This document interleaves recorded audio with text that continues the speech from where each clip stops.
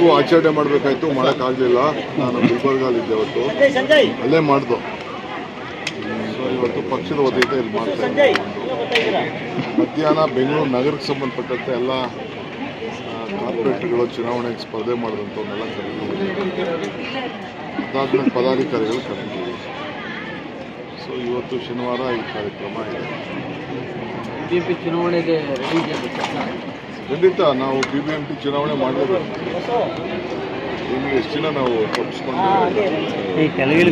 Assembly ಎಲ್ಲ pass ಆಯಿತು. ಆದ್ಮೇಲೆ ಈಗೆಲ್ಲ ಪಾರ್ಟಿಯವ್ರನ್ನ ಅವರು ಕೆಲವೆಲ್ಲ ಅನ್ಅಫಿಷಿಯಲ್ ಆಗಿ ಕೆಲವು ಸಲಹೆಗಳನ್ನು ಕೊಟ್ಟಿದ್ದಾರೆ.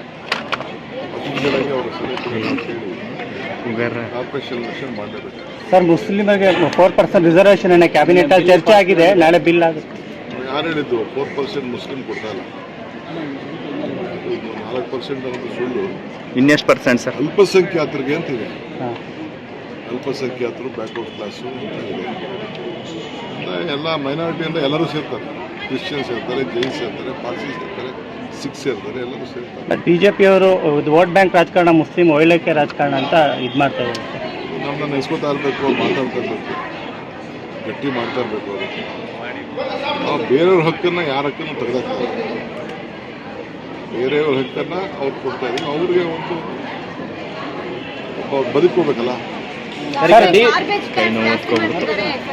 ಸರ್, ಹಾಗೆ ಕೆಲವು ಶಾಸಕರು ಬ್ಲ್ಯಾಕ್ ಮೇಲ್ ಮಾಡ್ತಾರೆ. ಕಸ ವೇಳೆಯವರ ವಿಚಾರದಲ್ಲಿ ಯಾವ ಪಕ್ಷ ಶಾಸಕರು ಬ್ಲ್ಯಾಕ್ ಮೇಲ್ ಮಾಡ್ತಾ ಇದ್ದಾರೆ ಸರ್? ಈಗ ಎಲ್ಲಿ ಕಸ ನಿಂತಿದೆ ಅಲ್ಲಿ ನೋಡಿ ನೀವು ಗೊತ್ತಾಗುತ್ತೆ. ಸರ್, ಈಗ ಸರ್ ತಮಿಳ್ನಾಡು ಹೋಗ್ತಾ ಇದ್ದಾರೆ ಸರ್, ಡಿಲಿಮಿಟೇಷನ್ ವಿಚಾರಕ್ಕೆ ಸಂಬಂಧಪಟ್ಟಾಗೆ 22ನೇ ತಾರೀಕು ಮುಖ್ಯಮಂತ್ರಿಗಳು ನನಗೆ ಇಬ್ಬರಿಗೂ ಅವರು ಇನ್ವೈಟ್ ಮಾಡಿದ್ರು. ಮುಖ್ಯಮಂತ್ರಿಗಳು ನನಗೆ ನಿರ್ದೇಶನವನ್ನು ಕೊಟ್ಟಿದ್ದಾರೆ.